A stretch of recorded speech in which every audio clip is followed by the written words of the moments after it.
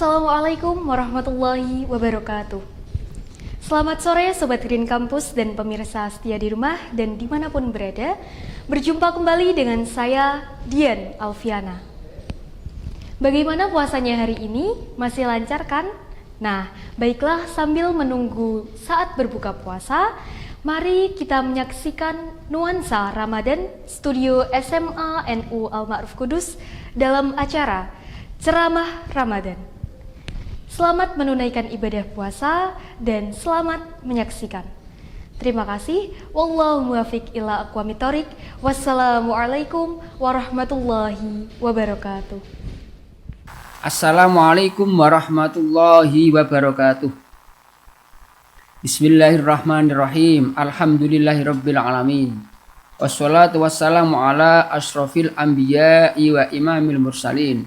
Sayyidina wa maulana Muhammadin wa ala alihi wa ashabihi wa man tabi'ahum bi ihsanin ila yaumiddin, amma ba'du. Yang terhormat Kepala SMA NU Al-Ma'ruf Kudus, yang terhormat seluruh Bapak Ibu Wakil Kepala, seluruh Bapak Ibu Guru, karyawan-karyawati, tenaga pendidik dan tenaga pendidikan SMA NU Al-Ma'ruf Kudus, tidak lupa seluruh siswa-siswi peserta didik kelas 10, 11, 12 SMA NU Al-Ma'ruf Kudus yang saya banggakan dan saya cintai. Tidak lupa pula kepada seluruh pemirsa Studi Al-Ma'ruf pada sore hari ini. Pertama, marilah kita bersyukur kepada Allah Subhanahu wa taala bil qaul maupun bil hal dengan mengucapkan alhamdulillahirabbil alamin.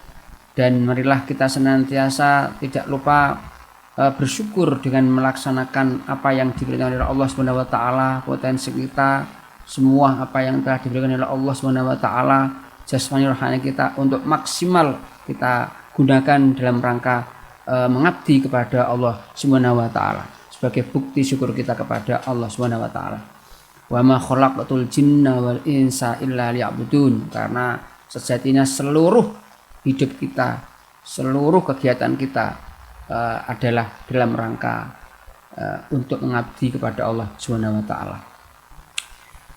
Bapak Ibu guru, anak-anakku semuanya dan seluruh pemirsa studio yang saya hormati, tidak lupa kita ucapkan sholawat dan salam kepada junjungan kita Nabi Agung Muhammad SAW yang telah membawa perubahan dari zaman jahiliyah menuju zaman yang terang benderang. Zaman yang di situ membedakan mana yang baik, mana yang buruk. Kita bisa membedakan mana yang hak, mana yang batil, mana yang benar dan mana yang salah, sehingga kita menjadi hamba-hamba Allah yang senantiasa berada di jalannya, yaitu Shiratal Mustaqim Dinul Islam. Amin ya rabbal alamin. Semoga kita tetap senantiasa juga dapat syafaatnya besok pada yaumul qiyamah. Amin amin amin ya rabbal alamin. Pada kali ini kajian Ramadan yang akan saya sampaikan adalah kita memasuki bulan Ramadan ini, saya akan memberikan kajian tentang Keep Spirit of Ramadan. Bagaimana kita senantiasa tetap semangat di bulan Ramadan. Nah, karena biasanya di awal-awal kita semangat, ya, di pertengahan kita tidak semangat, loyo, ya, lemes. Di akhir kita semangat lagi, ya. Atau mungkin di awal saja atau di akhir saja, ya, karena ada motivasi di situ yang bisa berubah. Al imanu yazidu wa yanqus, iman bisa bertambah bisa berkurang. Semoga saja kita tetap semangat di bulan Ramadan dari awal sampai akhir. Amin ya rabbal alamin. Pada kajian ini saya akan mengawali sebuah pemahaman bahwasanya dalam Ramadan ini, sebagaimana kita ketahui, yang dipanggil oleh Allah Subhanahu wa taala untuk melaksanakan puasa di bulan Ramadan ini jelas dalam Al-Qur'an surat Al-Baqarah ayat 183 yang kita sudah tahu semua tentunya. Bismillahirrahmanirrahim. Ya ayyuhalladzina amanu kutiba alaikumusyamu kama kutiba alal ladzina min qablikum la'allakum tattaqun.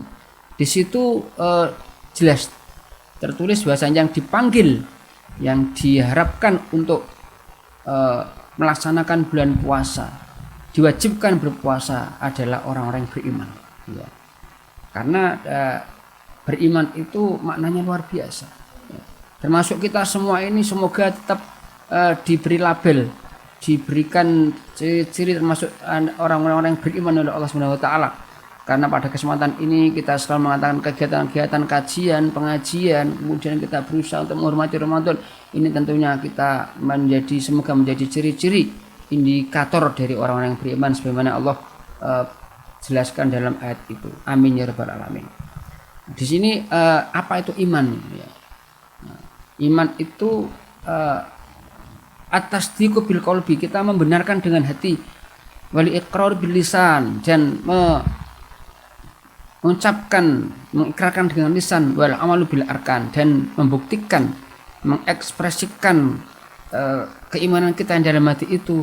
Kita membuktikan, mengaplikasikan, mengimplementasikan apa yang telah kita yakini, kita benarkan dalam hati itu dalam konteks kehidupan sehari-hari. Tentunya kita semua semoga menjadi hamba Allah yang benar-benar di dalam hati kita beriman kepada Allah Subhanahu wa taala, dan benar-benar kita bisa melaksanakan semua perintahnya, baik kita sebagai hamba Allah maupun sebagai hamba Allah yang mempunyai hubungan vertikal maksud saya, maupun kita melaksanakan keimanan itu dalam konteks hubungan horizontal, yaitu habli minan nas. Nah, hal ini sangat penting sekali karena iman itu adalah sebuah pondasi, sebuah akar. Bagaimana ibarat sebuah pohon tanpa akar ataupun punya akar tapi tidak kuat, maka di sini iman kalau kuat sekali di situ ibarat sebuah akar, maka sebesar apapun pohon itu, sebesar apapun, sehebat apapun badai yang menerjang, kita akan tetap melaksanakan perintah Allah karena akar kita, iman kita sangat kuat sekali. Ini iman itu sendiri adalah sebuah salah satu dari ajaran Islam yang terpenting, karena kita istilahkan ada trilogi Islam. Ada 3 hal yang sangat penting, sangat ada korelasi dan sangat terkait, yaitu iman, Islam, dan ihsan. Dan sebuah hadis Nabi, ada sebuah cerita bahwa dalam sebuah halaqah di situ Rasulullah SAW mengkaji bersama, mengadakan sebuah pengajian bersama para sahabat. Didatangi seorang laki-laki yang berbaju putih, kemudian laki-laki itu juga dengan penampilan yang sangat tampan dan memakai baju putih serta rambut hitam, datang menuju Rasulullah, masuk ke dalam majelis itu, mendekatkan kedua lututnya, lutut kiri ke lutut Rasulullah, lutut kanan laki-laki itu didekatkan, ditempelkan ke lutut kanan Rasulullah, dan sebaliknya, ya, lutut kanan laki-laki itu ditempelkan, didekatkan kepada lutut kiri Rasulullah. Lalu bertanya, mahwal iman? Rasulullah menjawab, al imanu an tu'mina billah wa malaikatihi wa kutubihi wa rusulih wal yaumil akhir wa bil qadri khairi wa syarri. Ini rukun iman, ya, di tangan Rasulullah. Nah, iman itu apa? Iman adalah kamu iman kepada Allah, pada malaikat, kata kitab, pada Rasulullah, kepada Rasul Allah, pada hari akhir, dan qadar Allah. Ya. Rasulullah menjawab seperti itu. Kalau tadi itu merespon dengan jawaban sodakta, betul. Ya. Lalu bertanya lagi, mahwal Islam? Apa itu Islam? Rasulullah menjawab, al-Islamu an tasyhada an la ilaha illallah wa anna Muhammadar Rasulullah. Wa tuqimus shalah wa tu'tiyaz zakah wa tasuma Ramadan wa tuhajjal baita man istata'a. Ya. Islam itu apa? Islam adalah engkau bersaksi bahasanya tidak ada Tuhan selain Allah dan Muhammad adalah utusan Allah.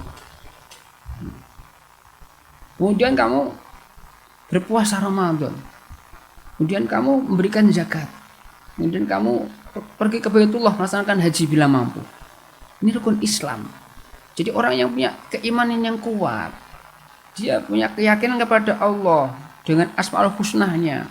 Allah Maha Rahman Rahim, Malik, Maha berkuasa, Maha Suci, Kudus, Maha Penyelamat dan seterusnya. Itu sebuah keyakinan yang dimiliki oleh orang-orang Islam seperti kita. Semoga nanti kita buktikan dengan melaksanakan rukun Islam. Rukun Islam adalah sebuah bukti, sebuah bentuk ekspresi dari rukun iman. Karena apa yang ada dalam rukun iman adalah masih tersembunyi dalam hati.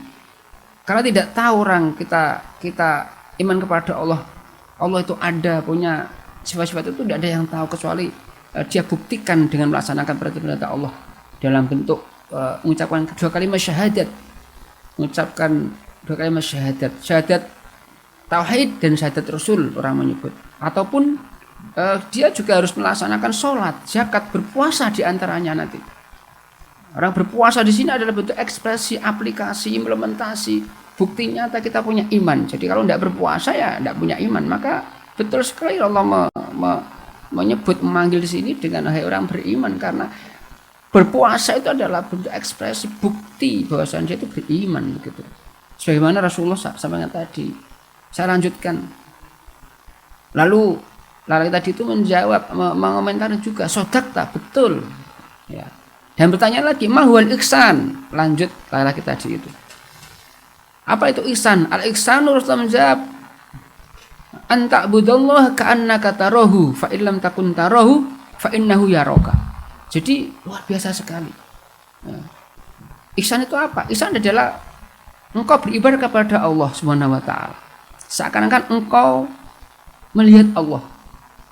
Ka'annaka tarahu fa illam takun tarahu, jika engkau tidak bisa melaksanakan itu, tidak bisa melihat Allah, karena memang Allah itu la kamitsli syai'un, tidak ada yang serupa dengannya, ya. Maka fa innahu yaraka, yakinlah bahwasanya engkau seakan-akan melihat Allah. Di mana-mana Allah mengamati kita. Ibarat kita di mana-mana ada CCTV, ya, dipantau oleh Allah Subhanahu wa taala dalam beribadah dan sebagainya. Bukan karena yang lain, ikhlas karena Allah. Ini ihsan. Iman, Islam dan ihsan. Sodakta kata laki tadi itu. Lalu pergi. Begitu saja. Sahabat bingung, ada apa ini?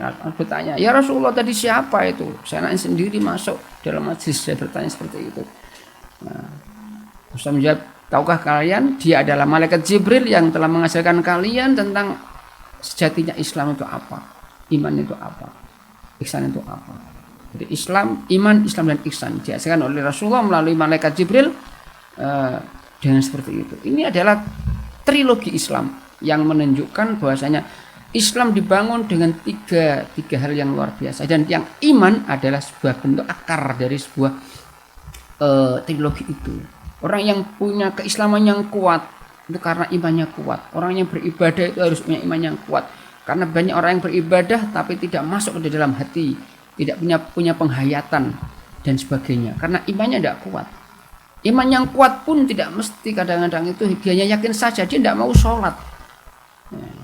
Itu tidak boleh, karena orang yang beriman kepada Allah, percaya pada hari akhir, percaya ada malaikat, percaya ada kitab-kitab Allah, Al-Quran, percaya kepada Rasulullah Allah zaman dulu, bahkan sampai Khatamul Anbiya al-Mursalin sampai Rasulullah, dia tak sekedar hanya lisan, tak sekedar dalam hati, dia juga harus melaksanakan ibadah sholat, zakat, puasa dan haji, karena ada bagian dari rukun Islam. Rukun adalah sesuatu yang harus dilaksanakan, kalau tidak sah. Lain dengan syarat ini. Kalau syarat itu sesuatu yang dilakukan, dilaksanakan, dipenuhi sebelum melaksanakan sesuatu. Kalau rukun, ya ini rukun Islam, maka harus dilaksanakan, dilakukan. Karena adalah dalam konteks trilogi ini adalah sebuah trilogi Islam itu sendiri, ya, iman, Islam dan ihsan. Ihsan adalah bentuk peribadatan, bahwasanya kita di dalam melaksanakan keimanan, melaksanakan keislaman kita juga ada perlu penghayatan. Ya. Karena apa? Di situ ada ihsan yang orangnya namanya muhsin di situ. Muhsin. Bapak Ibu yang saya hormati, siswa-siswi SMA Al Qudus dan seluruh pemirsa studio yang saya hormati. Yang kedua, yang berikutnya, perlu saya sampaikan ya. Ini masih masuk dalam kajian pemahaman pembahasan bagaimana kita harus memahami, mengetahui, mendalami sehingga menjadi kita orang yang punya semangat dalam berpuasa itu. Bahwasanya kita yakin kita harus menjadi orang-orang yang termasuk dipanggil oleh Allah dalam melaksanakan ibadah puasa. Nah, ketika berpuasa bagaimana ini? Berpuasa bagaimana? Apa yang kita lakukan? Ya kita harus punya semua cara berpikir kita, mempunyai cara berpikir kita yang konsisten. Jika kita beriman kepada Allah, kita tentu tahu bahwasanya Ramadan adalah bulan penuh ampunan. Nah, ya. Maghfirah, bulan penuh rahmat, kasih sayang Allah. Ya. Bulan itqum minan nar, kita akan dijauhkan dari api neraka. 10 hari pertama adalah bulan penuh maghfirah, hari-hari yang penuh maghfirah, ampunan dari Allah. 10 hari yang kedua adalah rahmat. Yang ketiga adalah itqum minan nar. Ya.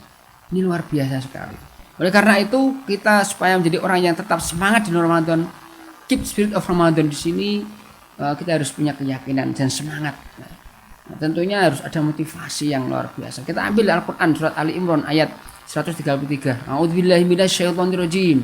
Bismillahirrahmanirrahim. Wasari'u ila maghfiratin mir rabbikum wa jannatin arduwas samawati wal ard uiddat lil muttaqin. Ya. Dan bersegeralah, ya, cepat-cepat kita semangat ya, menjemput bola dalam istilah sekarang itu. Jangan menunggu tapi menjemput, kita semangat laksanakan ibadah kepada Allah, semangat wasari'u, percepat segera. Kepada apa? Ila maghfiratin, kepada pengampunan Allah. Nah ini saatnya, momen yang luar biasa di sini, pengampunan Allah. Kita bertobat, kita membersihkan diri, membersihkan hati, membersihkan dari dosa-dosa kita semuanya. Nah, dan kita bercepat bersegera untuk menuju surganya Allah. Wa jannatin, yang surganya Allah itu adalah seluas langit dan bumi. Jangan lupa sekali, memang surga itu luar biasa. Surga seluas langit dan bumi ini nggak bisa kita bayangkan itu. Karena memang surga itu mala ainun ra'at wala udunun sami'at. Ya tidak, ini gambaran surga tidak akan pernah terbesit dalam pandangan mata kita. Bagaimana langit dan buminya surga, wallahu a'lam bishawab. Dan bagaimana keadaannya hanya Allah yang tahu. Kita hanya beri gambaran saja. Nah, itu kalau kita beritahu, kita tahu dari hadis-hadis Rasulullah, nah surga itu seakan-akan kita tidak sampai akal kita, karena di luar akal manusia. Manusia tidak akan sampai menggambarkan surga. Ketika kita tergambarkan itu kita akan kagum sekali. Kita percepat menuju ampunan Allah sebagaimana surat Al-Baqarah Ali Imran ayat 133. Segera. Otomatis dengan semangat itu kita selalu beribadah. Semangat di bulan Ramadan ini melaksanakan kesunahan-kesunahan, ada sholat tarawih, tadarus, kita semangat. Tidak puasa atau ibadah tutup kendang ibaratnya dalam bahasa Jawa. Di awalnya semangat, tengah-tengah kosong, akhirnya semangat. Akhirnya semangat karena dia mau Idul Fitri. Dia semangat karena menjelang Idul Fitri. Eman-eman posone baru sadar. Dan di tengah-tengah seakan-akan lupa kalau dia sedang di bulan suci Ramadan. Dan semua itu dalam rangka menjadi orang yang bertakwa. Maka ayat itu ditutup dengan uiddat lil muttaqin, dan ampunan surga itu disiapkan untuk orang-orang yang bertakwa. Siapa itu?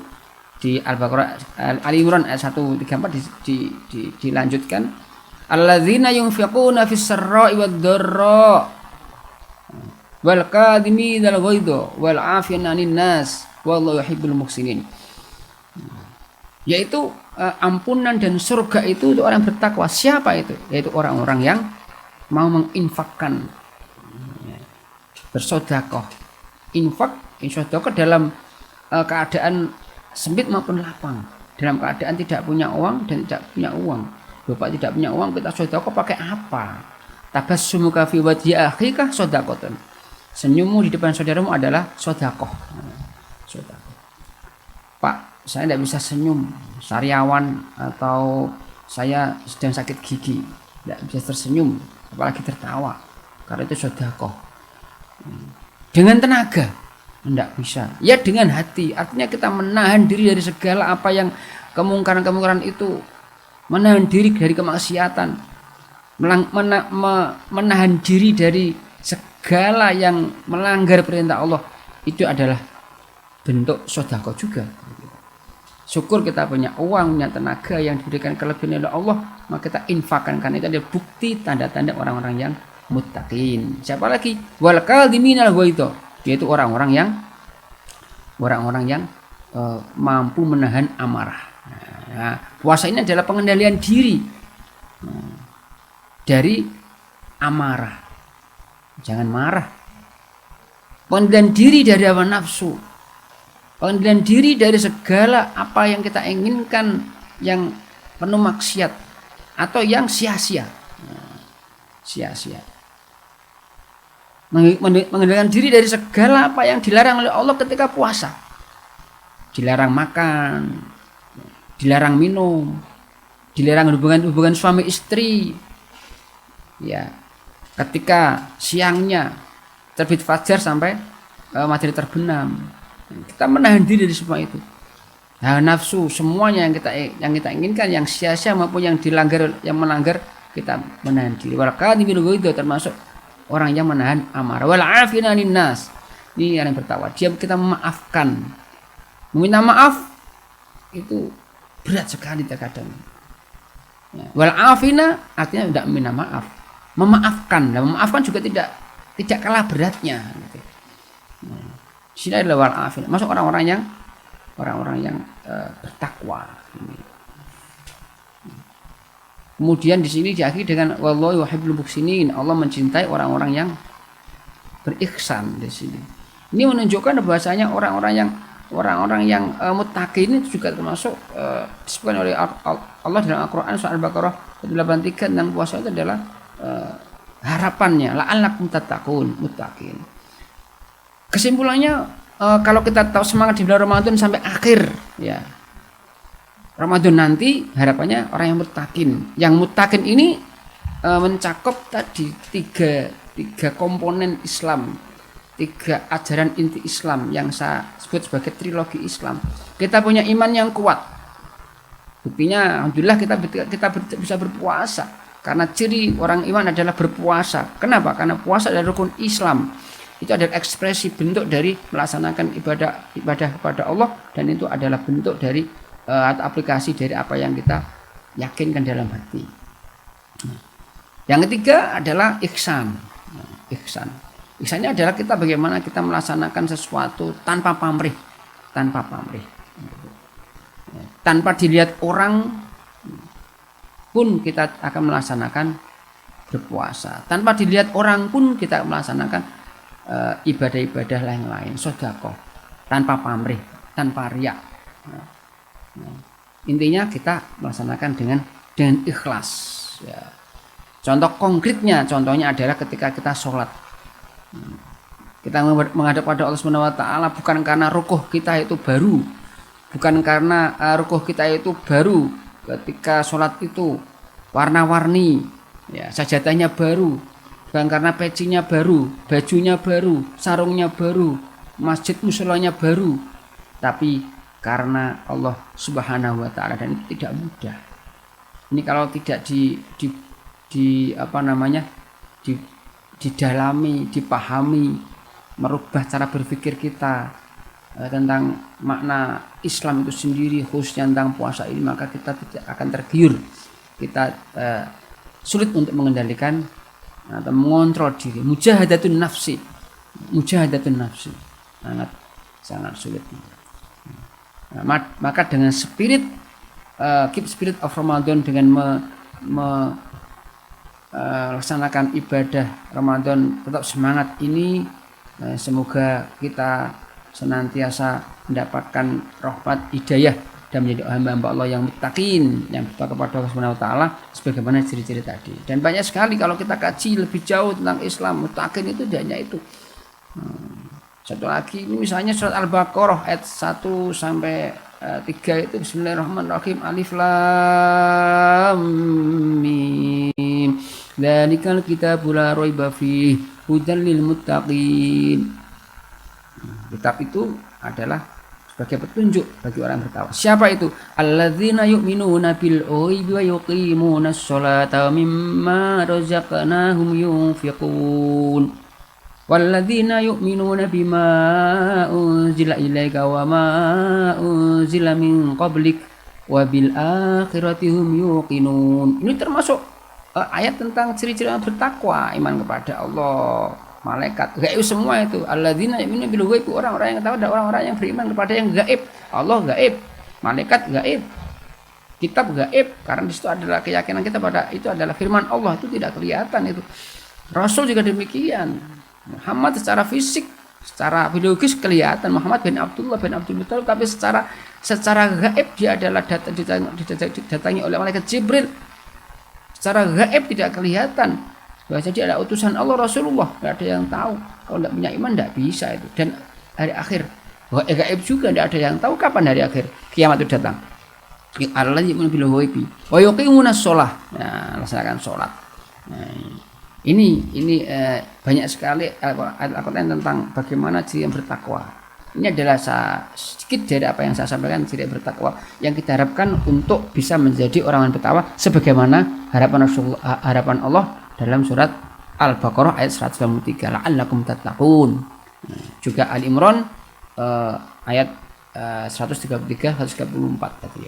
Uiddat lil muttaqin, ampunan dan surga Allah hanya untuk orang yang bertakwa.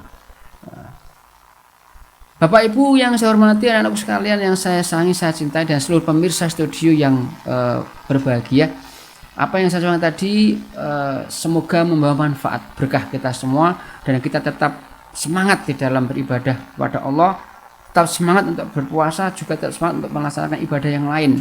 Tidak hanya berpuasa saja, tapi melaksanakan sunnah-sunnah, kesempatan luar biasa untuk meraih kemenangan, karena pahalanya dilipat gandakan luar biasa. Ada tadrus Al-Quran, ada tarawih, dan yang lain, sedekah dan sebagainya. Semoga kita tetap terjaga kesehatan kita, semoga kita tetap terjaga keimanan dan semangat kita, dan benar-benar menjadi muslim yang sejati, muttaqin yang sejati, muhsin yang sejati. Amin ya rabbal alamin. Demikian dari saya kajian Ramadan untuk Keep Spirit of Ramadan pada sore hari ini. Semoga bermanfaat sekali lagi, dan bila ada kekurangan saya mohon maaf yang sebesar-besarnya. Akhirul kalam wal muwaffiq ila aqwamit thoriq. Wassalamualaikum warahmatullahi wabarakatuh. Assalamualaikum warahmatullahi wabarakatuh. Alhamdulillahirabbil alamin. Wa bihi nasta'in ala umurid dunya waddin. Wassalatu wassalamu ala asyrafil anbiya'i wa imamil mursalin.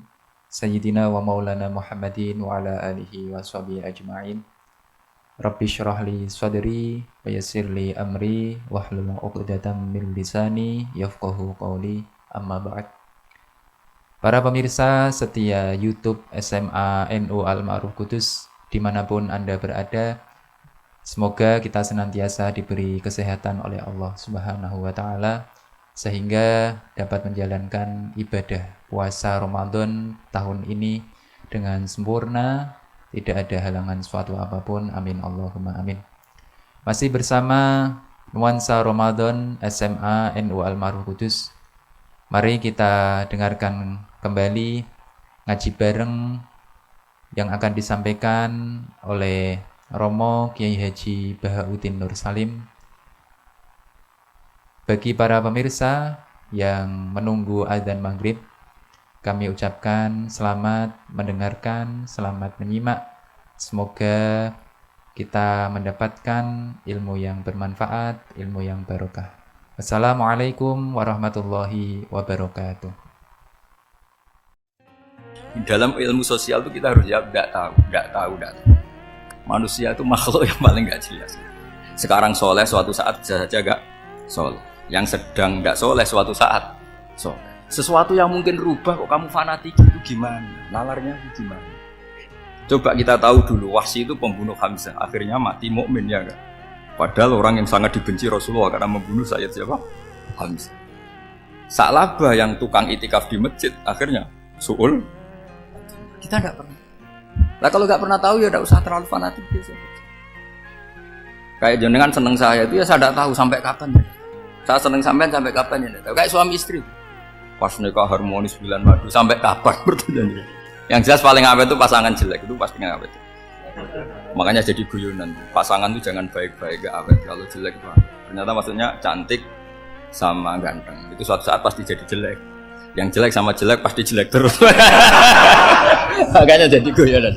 Kalau pasangan jelek itu awet katanya. Tapi kalau pasangan baik, ternyata baik wajahnya itu pasti gak awet. Suatu saat pasti jelek. Tapi yang jelek awet. Karena mulai dulu ya jelek sampai itu. Awet jeleknya maksudnya bukan.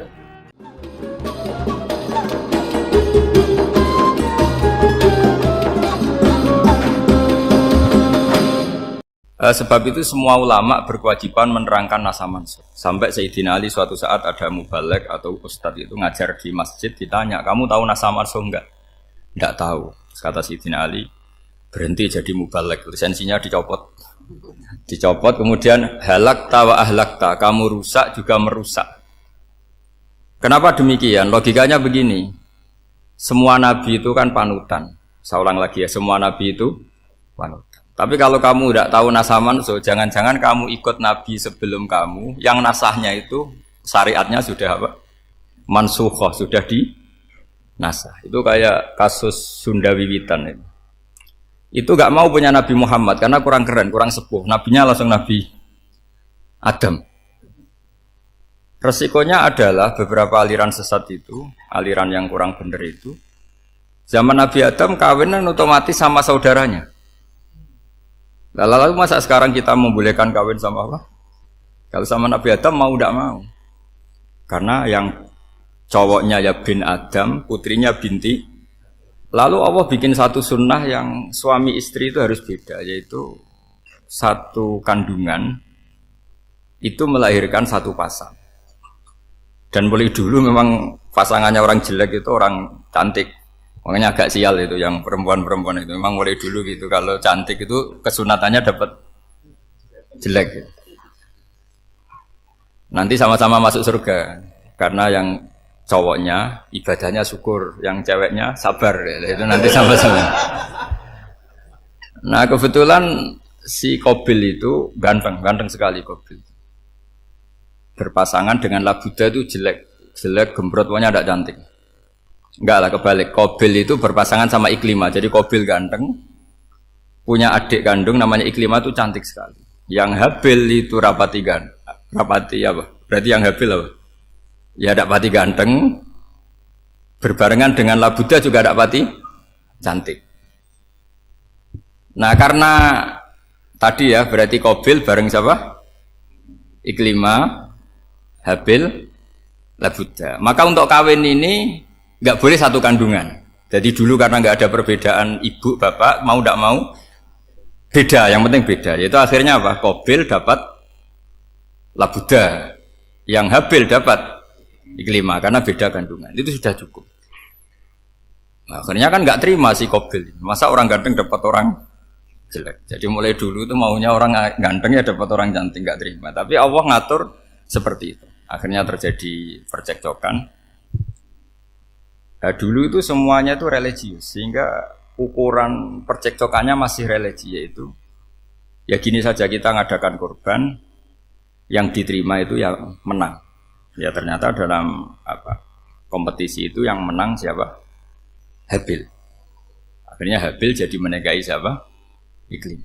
Kalau sekarang kompetisinya kan siapa paling kaya ya menang, lebih gampang. Nah kemudian bayangkan misalnya, ya saya ini menerangkan nasa mansukh. Kita semua sering ngomong, sering berkoar-koar, sering menyarankan atau mewajibkan para nabi itu panutan dalam semua perilakunya.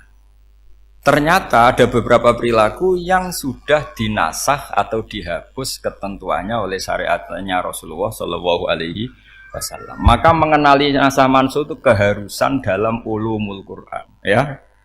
Makanya Allah mengatakan apa? Manansakh min ayatin aw nunsiha pasti na'ti bi khairim minha kaum miskin. Jadi saya nerangkan nasah masa itu 2 sesi. 1 sesi antar nabi, 2 di internal syariatnya apa? Nah, sekali saja hari ini tok, sudah setelah itu anggap pinter sudah. Kalau sudah jangan tanya lagi.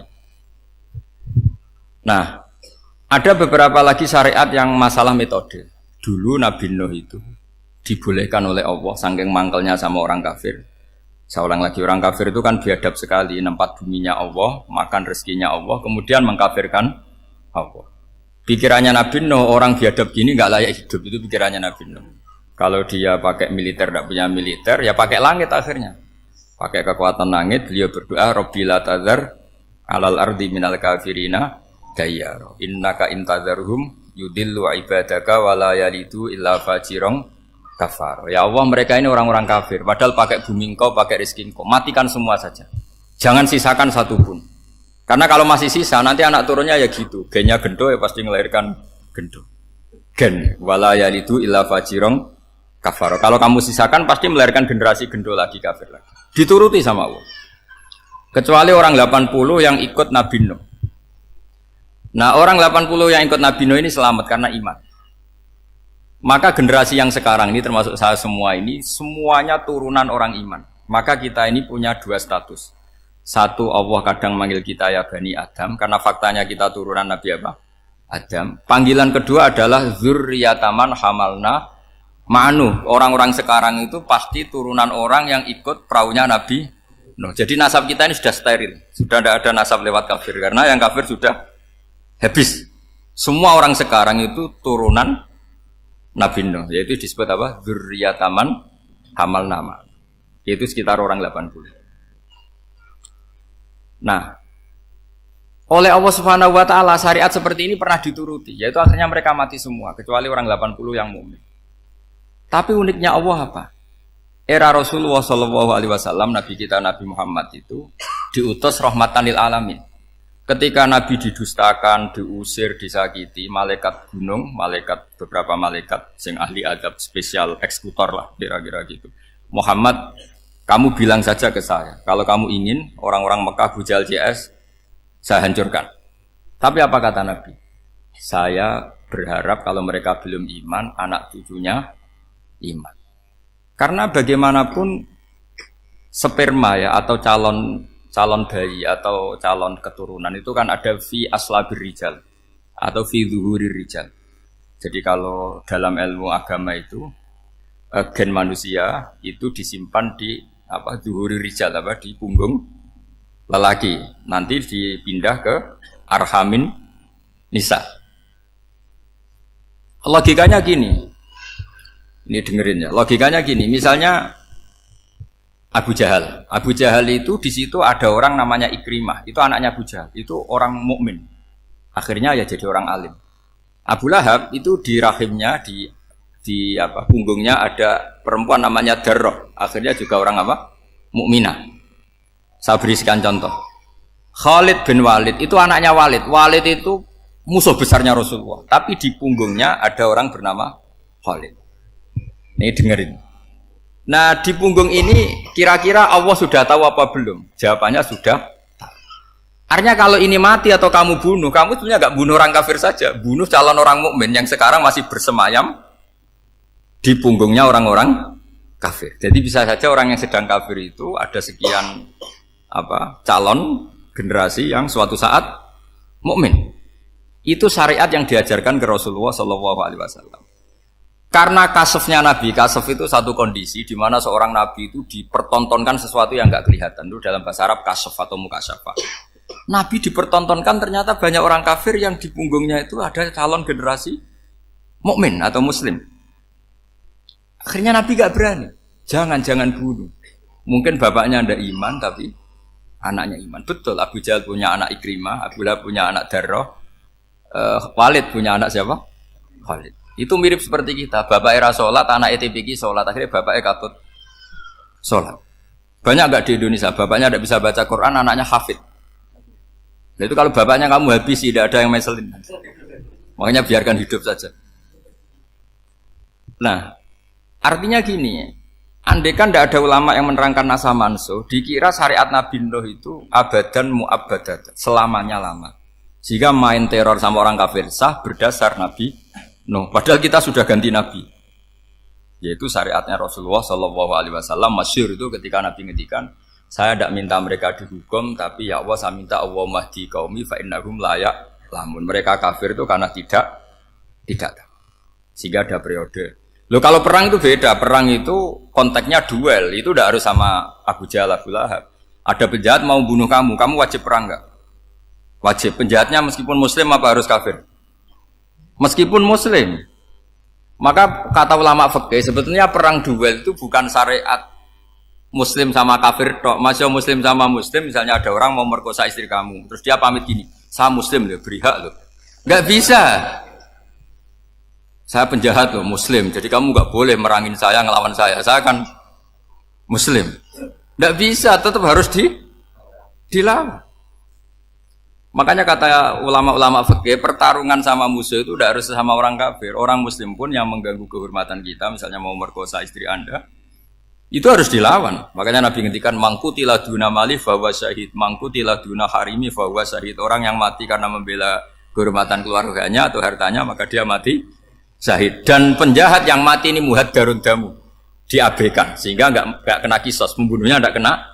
Misalnya ada penjahat mau bunuh kamu duel menang, kamu enggak kena kisos karena ini muhaddarun damu, diabaikan kehormatan. Padahal dia muslim, apa? Muslim. Ini perlu. Jadi ini memang ngaji ini agak jelimet tapi gampang. Kan kalau paham enggak paham selesai, jadi anggap aja selesai itu. Sehingga kalau nggak ada nasa mansuh, maka orang selalu berpikir, pokoknya sementing ikut Nabi. Nah itu bahayanya kalau Anda tidak tahu detail, jangan-jangan syariat yang kamu ikuti itu syariat yang sudah berstatus mansukhoh, telah dicabut. Dan itu banyak. Makanya kata Sayyidina Ali ketika ada orang ngajar nggak tahu nasa mansuh, halakta wa ahlakta, kamu rusak dan merusak orang lain. Seperti tadi pernah ada kawin itu satu turunan, yaitu era Nabi Adam. Masa kita sekarang kawin sama satu turunan, kan nggak mungkin. Ya kan, pernah ada membumi hanguskan orang kafir, yaitu syariatnya Nabi Nuh. Itu dihapus oleh syariatnya Nabi Ibrahim dulu. Yaitu Nabi Ibrahim menghentikan apa? Faman tabi'ani fa innahu minni wa man asoni fa innaka ghafurur rahim. Ya, kalau orang ikut saya ya Allah ya pasti golongan saya. Kalau yang masih maksiat, masih balelo, saya berharap engkau ampuni. Akhirnya banyak orang kafir tobat. Coba era Rasulullah itu semua orang kafir Mekah itu kafir. Nabi belum wafat. Itu sudah ada 114.000 mukmin semua. Jadi Nabi menangi mayoritas orang menjadi mukmin dari mayoritas kafir. Yaitu disebut wara'aitan nasa yadkhuluna fi dinillahi afwaja. Andai kan Nabi Muhammad pakai syariatnya Nabi Nuh, bisa enggak ngislamkan orang sebanyak itu? Enggak bisa kan? Maka ini penting mengenali nasah mansuh. Jadi periode cara wong Jawa maksud no tuntas. Robila tadar itu, pasot tuntas itu, menghabisi itu habis. Di periode Nabi siapa? Nuh. Syariat itu sudah enggak dipakai lagi. Yang dipakai apa? Faman tabi'ani fa innahu minni wa man asoni fa innaka ghafurur rahim. Lah Nabi Muhammad ini Nabi yang kena khitab anit tabi' millata Ibrahim hanifah. Jadi masternya Nabi Muhammad itu mentornya Nabi Ibrahim. Sehingga syariatnya ya faman tabi'ani fa innahu minni wa man asoni fa innaka ghafurur rahim. Tidak syariat rabbila tadhar alal ardi minal kafirina daya.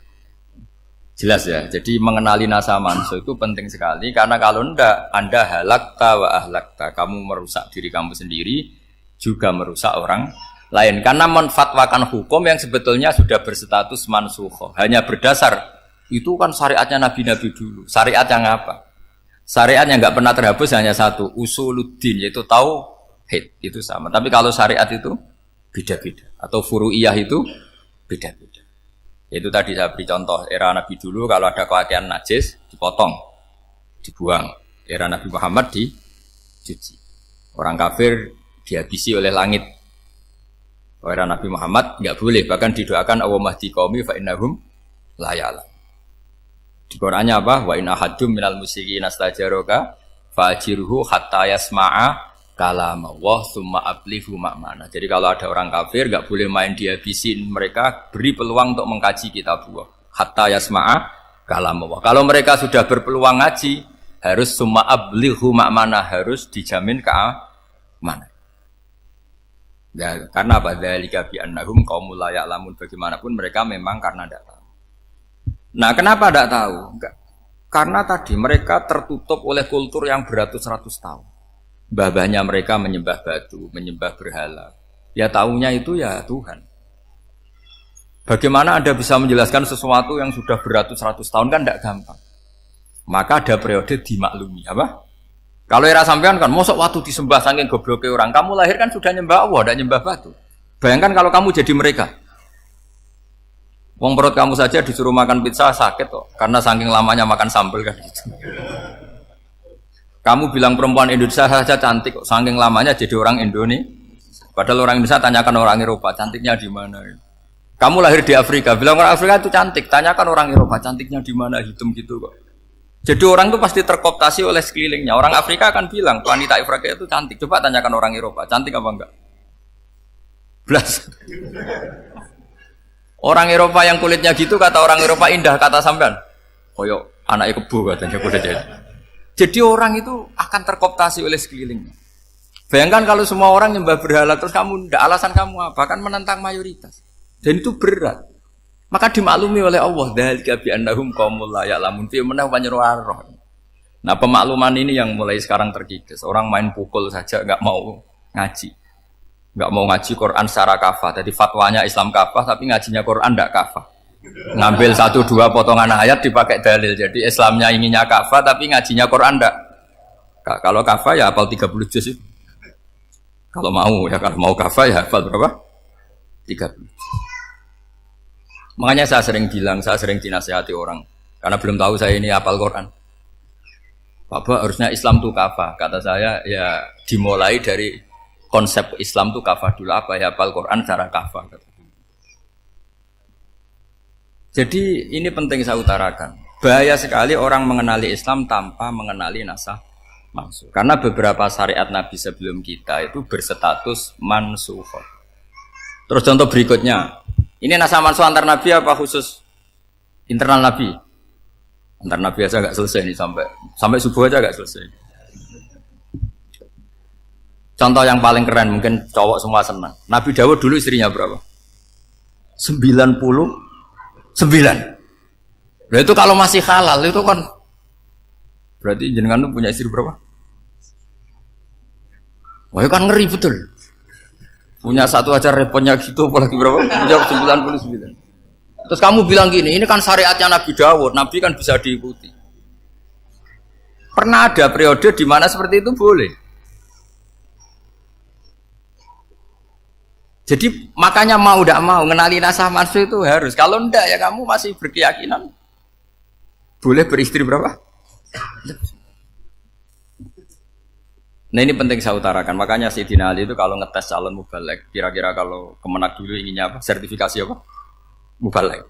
Itu tanyanya gitu. Ta'rifun an-nassa wal mansukh, kamu apa tahu nasah mansukh? La. Jawabnya Sayyidina Ali, halak tahu ahlak tahu, kamu orang yang rusak. Karena tadi takutnya ada syariat yang sudah mansukh dipakai. Itu tadi misalnya kita ini tidak umatnya Nabi Nuh, tapi pakai syarat Robbila tadar alal ardi minal kafirina. Terus ketiga begini, misteri manusia itu. Dan ini kita tidak pernah tahu sampai kiamat, tapi ini ilmu harus kita diskusikan. Misalnya saya ini namanya Bahauddin. Saya sekarang hidup sampai 2019 sekarang. Kan hanya Allah yang tahu berapa turunan saya sampai kiamat dan statusnya kayak apa. Donald Trump juga gitu. Donald Trump itu sekarang kafir, tapi kita tidak pernah tahu nanti turunan keberapa ada yang Muslim. Lah turunan yang calon Muslim ini diletakkan di mana kita tidak tahu. Yang jelas kalau kamu bunuh itu katut itu. Artinya gini, logika membiarkan orang kafir itu ya ada logikanya. Logika membunuh karena mereka mau membunuh kita ya ada logika fikihnya, karena kalau kita ada membunuh dibunuh. Makanya semuanya hukum ini terus bergantung al-hukmu yaduru ma'ilatihi wujudan wajib. Di sini terus dipertemukan. Makanya semua nabi itu kalau yang namanya membunuh pasti pas perang saja, karena ini kondisi yang memang pilihannya hanya dua, kalau nggak dibunuh ya membunuh. Ada duel lah itu. Maka ini butuh kajian fikih. Dan orang nggak boleh subjektif dalam hal ini. Saya ulang lagi, tidak boleh subjektif. Karena tadi, orang yang kamu katakan sekarang misalnya Zaid, kamu itu bodoh sekali. Kenapa bodoh? Nggak hafal Quran, nggak pernah kuliah, nggak pernah ngaji. Ternyata Zaid ini bersemayam calon anak yang alim alama hafal Quran. Namanya Umar, tapi masih jadi sperma. Suatu saat Zaid itu punya anak alim alama. Kan banyak orang nggak bisa baca Quran punya anak hafid. Banyak nggak di Indonesia? Banyak nggak petani yang punya anak dekan? Petani punya anak dekan. Yang dekan punya anak naik kelas saja susahnya bukan main. Banyak kan? Nah ketika dibalik nanti ada dekan punya anak goblok, yang petani punya anak dekan, pinter mana? Kita tidak pernah tahu. Makanya ini kan, ya sudah kalau nggak pernah tahu ya bilang saja wallahu alam kan selesai. Daripada keminter keliru kan ada wallahu alam. Makanya cerita favorit guru saya, Kiai Haji Maimun Zubair itu punya apa namanya Kiai Zubair. Itu cerita favoritnya itu ada santri namanya Soleh. Soleh itu alim alam. Orang Madura itu cara berpikir kan kalau kiai saja alim seperti itu, apalagi bapaknya. Pas bapaknya main ke pondok, santrinya ada ribuan. Bapaknya main ke pondok itu, sholat itu ya gak bener, gak sesuai sunnah Rasul lah kira-kira gitu. Sudah sholat itu gak bener apa gak bener. Masih ditakwil sama santri Madura karena orang Madura itu kultus. Mungkin khilaf itu satu khusus, pokoknya perlakuan khusus. Suatu saat saking bodohnya orang itu kenceng tuh pikir musola. Wah ini nggak bisa ditakwil lagi, akhirnya nggak bisa ditakwil tuh nggak. Wah ini sudah nggak bener ini, nggak bener. Singkat cerita santri tadi nggak kuat matur ke kiainya, Pak Yai, jenengan sealim itu kok bapaknya segoblok itu. Kenapa? Ya, dia kencing pikir musola. Oh bapak saya tuh pinter sekali. Kok bisa? Karena beliau yang memutuskan saya mondok sampai saya jadi alim alama seperti ini. Yang bodoh itu mbah saya. Bodoh itu bahasa saya kan.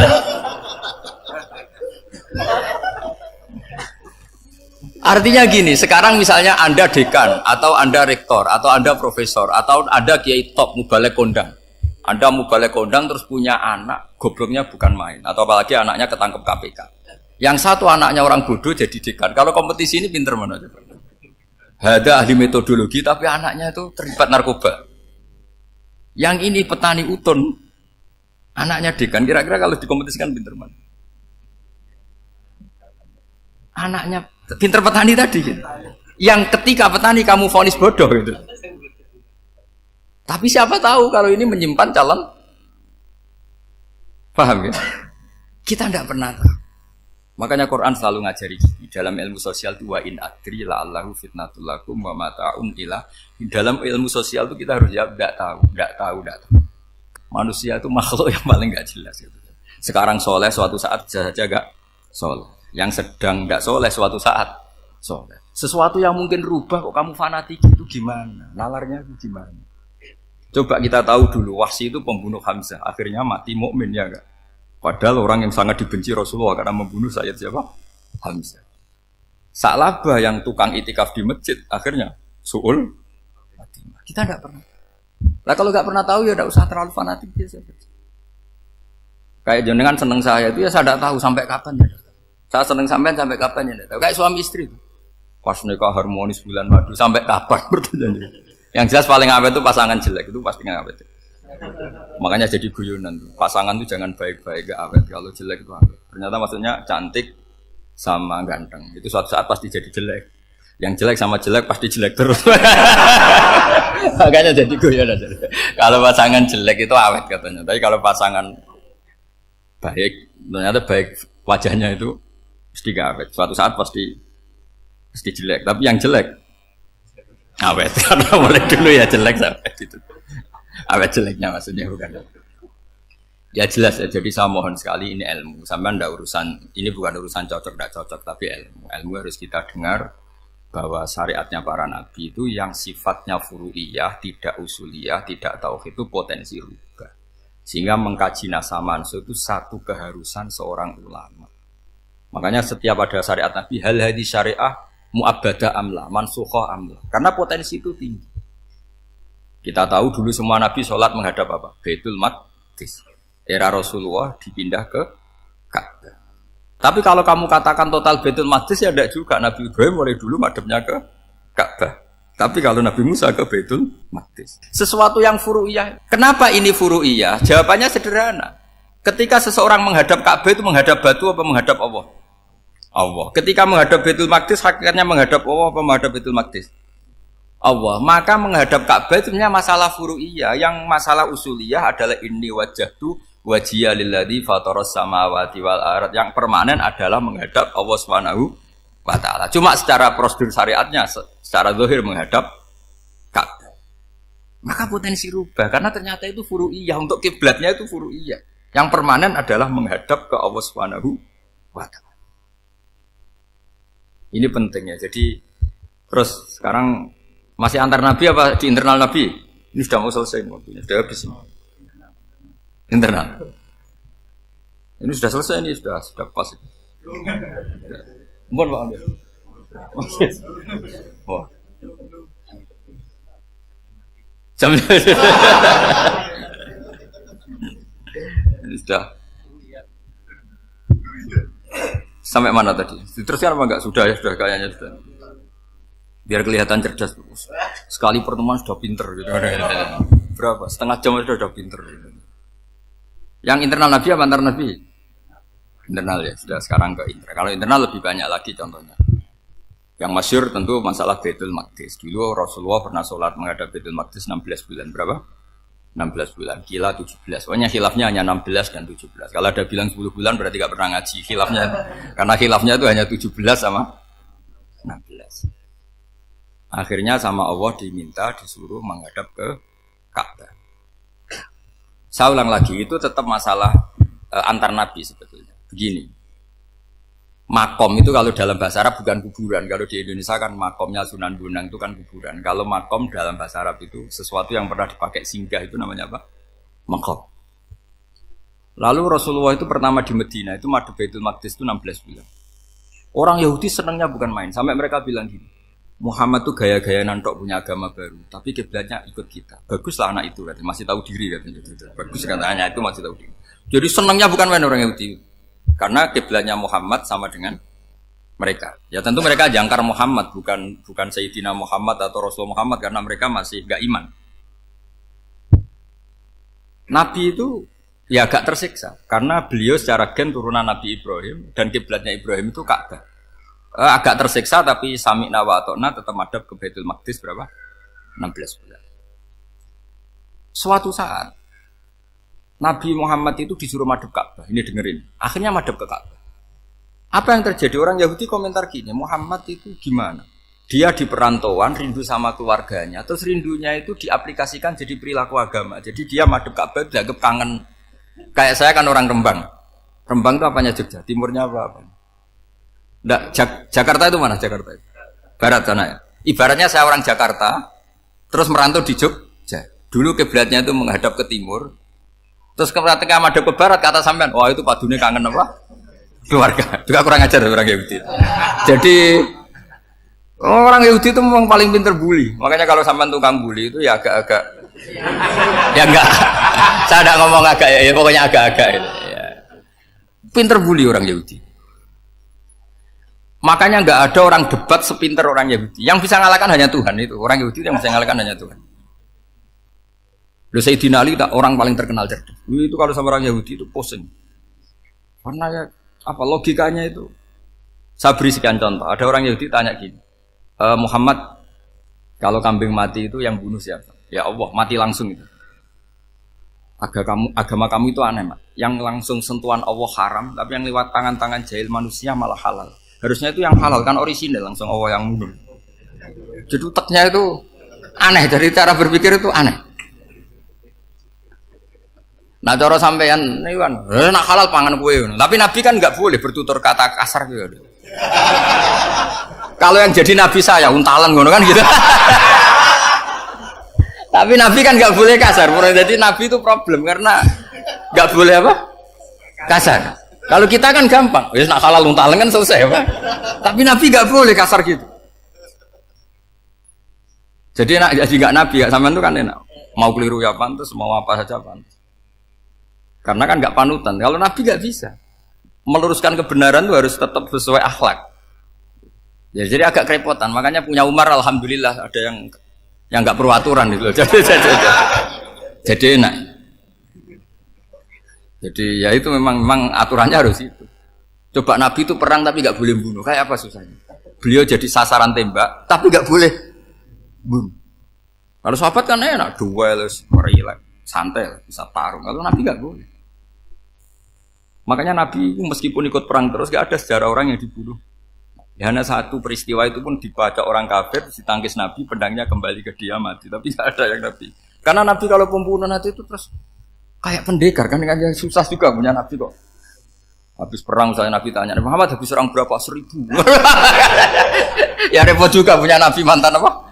Pembunuh meskipun yang dibunuh orang kafir, tapi kan kayak apa ya? Fitrah manusia itu akan menolak kepemimpinan orang yang gitulah pokoknya nggak bisa diterangkan itu. Makanya Nabi itu nggak pernah bunuh, meskipun kayak apa musuhnya tapi nggak pernah bunuh. Untungnya di sekeliling orang-orang yang tadi. Jangan bilang tuh suka bunuh ya, pokoknya perang gitu ya.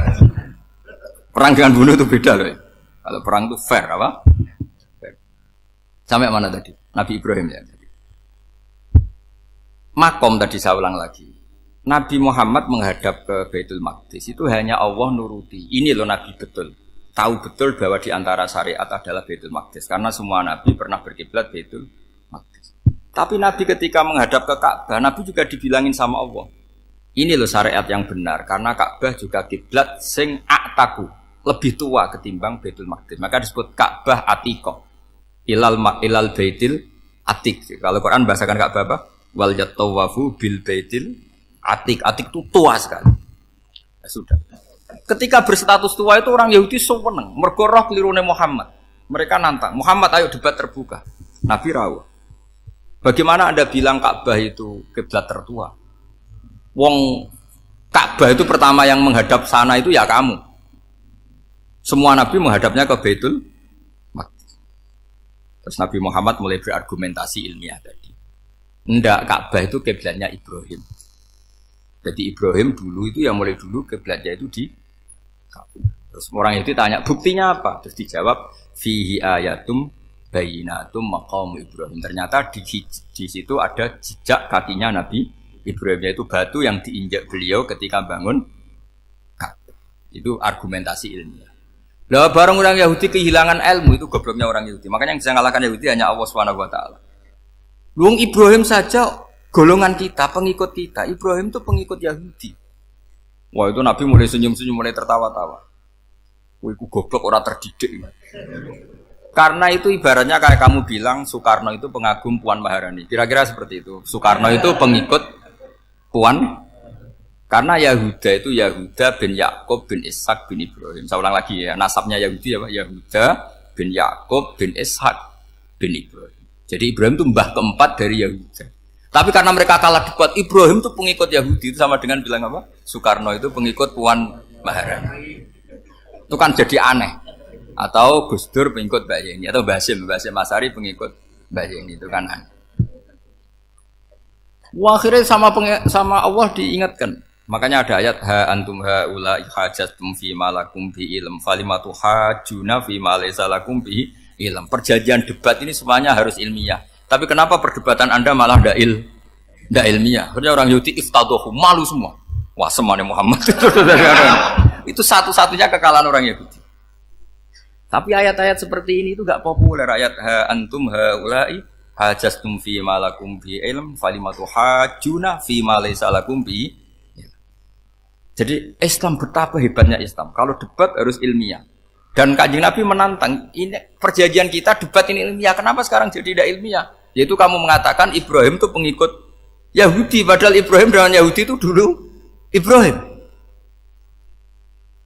Kan Yesus kalah, man. Tapi tetap Islam. Tapi nah, makanya terus Ka'bah dibuktikan ketuaannya lewat apa? Fihi ayatum bayinatum maqamu Ibrahim. Itu bukan makom kuburan. Karena makamnya Nabi Ibrahim tetap di Hebron, tenggune Palestina. Kira-kira itu Palestina. Jare Israel yo ning Israel, bola menang di. Jare ning Israel yo ning Israel, jare Palestina ning.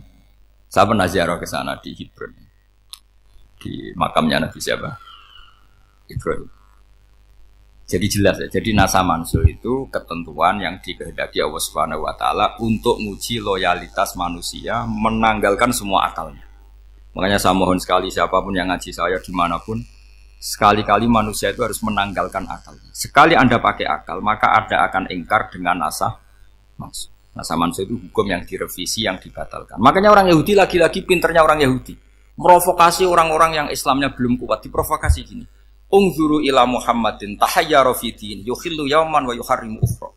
Lihat itu Muhammad, dia kebingungan cara beragama. Kadang bilang A, besok bilang B. Jadi nasa mansuh dianggap satu bentuk kebingungan. Gak kurang ajar. Wah, akhirnya sebagian orang yang murtad. Makanya nasa mansuh itu satu peristiwa yang menjadikan banyak orang murtad.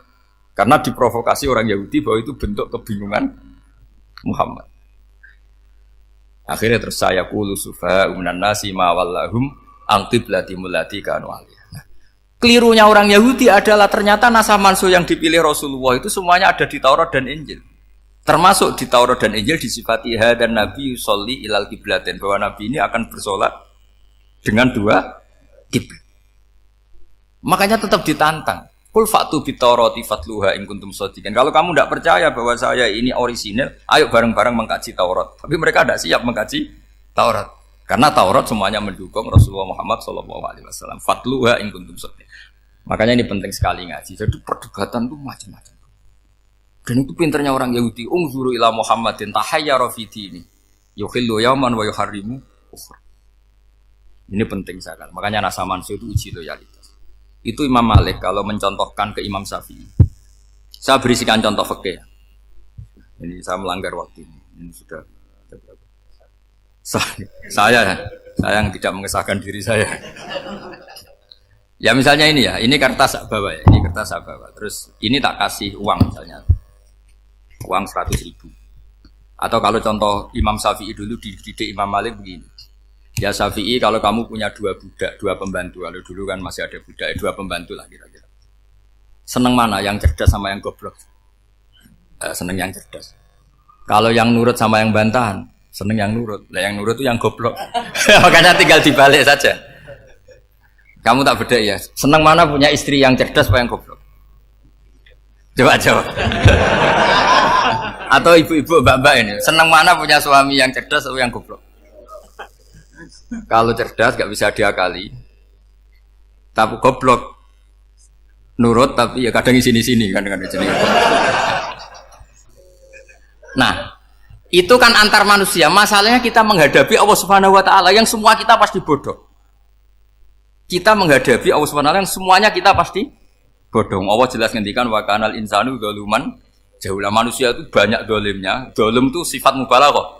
Kalau orang dolim sekali dolim, kalau sering zalum, kalau jahil biasa jahil, kalau banget jahili jahul. Bahasa Arab kan gitu memang. Ghafir, pengampun biasa. Kalau ghafur selalu mengampuni. Syakir, makanya sifatnya Allah Ta'ala ikut wazan fa'ul semua. Ghafur, syakur, atau diikutkan wazan fa'al. Kalau goblok biasa jahil, goblok banget jahal kan gitu. Kafir biasa kafir, kalau kafir banget kafar. Ya, jadi wazan balagha itu bisa fa'al, bisa fa'ul ya. Kafirin, kafar atau kafur. Paham ya? Malah ngaji nahwu. Ya, tapi ini memang perangkatnya ya. Ini kan perang mau tidak mau. Makanya misalnya Allah tidak suka kulla kafarin banget kafir ya, Pak. Paham ya? Kulla khawanin banget khianate. Kalau khain khianat biasa, kalau khawan sering khianat. Lah manusia itu kata Allah apa? Zaluman. Wes banget dolime, banget bodoh. Itu kalau yang ngarang hikam mencontohkan tuh gini, manusia itu pas bener saja salah, apalagi pas salah. Jadi manusia itu kata Imam yang ngarang hikam itu, man itu kanat mahasinhu masawiyah, fakih fala takunu masawihi masawiyah. Ketika baik saja buruk, apalagi ketika buruk. Coba kalau ada orang dermawan sama teman-temannya, tanyakan istrinya, duit dihambur-hambur, disikno konco ngalono bojo. Mesti gitu. Teman yang sering silaturahim ke teman-temannya, kata temannya baik, senang silaturahim, tanyakan istrinya, oh meninggali wong. Jadi manusia pas baik saja ada buruknya, apalagi pas buruk. Makanya dulu bapak saya ngajarin saya istiqomah ya apik ya, tapi kadang-kadang nak keterusan itu ora istiqomah ngangkangi orang, dia tidak punya kesempatan. Misalnya ada imam masjid, imami terus sampai tua sampai mau mati. Itu istiqomah apa ndak memberi peluang yang lain? Ndak jawab aja. Jadi itu manusia. Jadi pas baik saja buruk, apalagi pas buruk. Kayak saya gini di sini ngajar baik, tapi saya ada sopannya harus di atas. Padahal banyak orang sepuh, ada Pak On, ada beberapa yang kan terpaksa nggak sopan. Tapi aman yang nyuruh, berarti aman yang dosa. Kemarin-kemarin saya minta di bawah supaya ganjaran saya utuh, ini gara-gara begini ganjaran saya ini agak terkredit apa terdebat itu karena itu. Saya teruskan. Jadi manusia itu punya sisi itu karena manusia itu dzalum dan apa jahul. Wa kanal insanu dzaluman. Problemnya ini ngadepi Allah yang selalu pinter, yang kita selalu bohong. Misalnya gini, kamu ditanya Allah. Ini contohnya Imam Malik. Ikla hadi sokhroh fa inna tahtaha dhahaban. Coba bongkahan batu itu kamu angkat, di bawahnya ada emas. Lalu budak yang pinter berlogika, oh disuruh buka itu karena ada emas toh. Berlogika. Kalau budak yang goblok enggak, ya disuruh ya diangkat saja. Ada emas apa enggak karena perintah ya diangkat. Yang satu nurut karena perintah, yang satu nurut karena ada emas, ada sesuatu. Logikanya suatu saat Tuhan tuh hanya bilang gini tok, ikhla hadis sokhroh, batu itu angkat. Yang nurut yang goblok permanen tadi kan langsung ngangkat. Yang pinter, ini ada apa lagi Gusti kok harus diangkat? Ya gak ada apa-apa, nyuruh saja kata Allah gitu. Wah tidak bisa, sesuatu harus ada alasannya. Itu kira-kira mangkel loh enggak? Oh mangkel. Nah, logikanya manusia seperti itu. Makanya dua murid pinter, di rakyat pinter, presiden ya susah mesti demo. Goblok ya susah di sini wong. Ini kan nggak ada pilihan. Memang manusia itu nggak ada pilihan. Nah, sekarang masalahnya gini di fikih ini saya kembali lagi ke fikih. Pertanyaannya secara fikih begini. Misalnya iddah. Iddah itu seorang perempuan ditinggal mati suaminya atau ditinggal atau cerai. Itu kan ada namanya apa? Iddah. Iddah itu memastikan apa tujuannya? Memastikan rahim itu steril dari mani atau sperma zaut awal. Supaya nanti kalau dinikah orang lain tidak terjadi ikhtilatul ansab, nasab. Oke, berarti iddah kita beri argumentasi secara ilmiah li baro'atir rohmi. Jadi misalnya Zaid menceraikan istrinya Sri dalam keadaan masih bisa haid. Iddahnya 3 kali masa suci. Wal mutallaqatu yatarabbasna bi anfusina salah satu guru. Lalu karena secara teori medis kalau haid berarti bukti tidak hamil. Apalagi kalau haidnya terulang-ulang sampai 3 kali pasti tidak hamil. Jika kalau nanti dinikahi orang lain pasti kalau ada anak ya anaknya zaud sani atau zaud kedua. Berarti alasan iddah li baro'atir rohmi. Oke, kita sok pinter, sok bijak. Pertanyaannya adalah sekarang sudah baru 1 bulan suaminya di Malaysia nggak pernah ngumpuli. Dicek di medis juga berbukti tidak hamil. Apakah boleh tanpa iddah? Semua ulama mengatakan tidak boleh. Tapi ini kan rahimnya jelas bersih. Ya karena iddah itu nuruti perintah pangeran. Pokoknya tetap iddah. 3 kali masa suci. 3 kali masa suci atau masa haid. Itu ada perdebatan ulama. Tapi kan ini terbukti bersih Gus. Meskipun terbukti bersih kata Allah harus iddah 3 bulan atau berapa? Kira-kira 3 bulan 4 bulan ya tetap harus iddah. Kowe milih mana? Sok pinter. Gusti, berhubung ini. Pangeran mbok terangno gitu. Berhubung. Jadi Tuhan apa mbok wari? Berhubung Gusti ini jelas steril dari sperma zaut awal, enggak usah iddah Gusti. Sama aja kamu disuruh majikan kamu ikhla hadis sakhra, berhubung enggak ada apa-apa, enggak usah ya. Kira-kira mangkel ndak budak yang seperti itu? Mangkel. Maka dibutuhkan kebodohan dalam beragama. Betul itu memang. Makanya Nabi itu unik, pernah bilang itu gini. Aksaru ahlil jannah al-buhu. Aki-aki penduduk swarga itu al-buhu, wong goblok-goblok. Maksudnya goblok yang jenis ini, bukan goblok betulan maksudnya. Maksudnya goblok jenis ini itu ya tetap pinter, tapi pinternya dibuang pura-pura goblok demi samina. Jadi saya misalnya kok pinter dan goblok tadi sekaligus. Pinter dan goblok. Ya bah ikhla hadis sokhra fa inna tahta hadaban. Tak angkat karena saya tahu di bawah ada emas. Tapi di hati saya sajane ya mergo perintah. Suatu saat kalau disuruh Allah ikhla hadis sokhra, perintah ya tak angkat. Ya sudah. Jadi ya pinter ya goblok. Saya tahu namanya perintahnya Allah pasti ada hikmahnya. Hikmahnya iddah adalah li baro'atir rohmi. Tapi hikmahnya jadi kawula adalah nurut perintah Allah, cek tahu alasannya maupun Tidak. Lah di sini ada illatul hukmi untuk membangun kecerdasan, tapi ada loyalitas untuk membangun ubudi. Ya, bahwa kita ini kawula roh tetap loyal. Makanya tadi pagi saya cerita Sayyidina Umar. Sayyidina Umar kayak apa cerdasnya? Tapi tetap ubudi ya. Yaitu Rasulullah SAW sering dibully orang kafir. Muhammad tuh gaya-gaya nantok. Wong ra oleh nyembah berhala, ra oleh nyembah watu, jebule dekne nyembah Hajar Aswad. Karena dilihat dari jauh kan tetap nyium Hajar Aswad. Coba kalau kamu lihat dari jauh, kamu sujud dari jauh kan kayak sujud sama batu.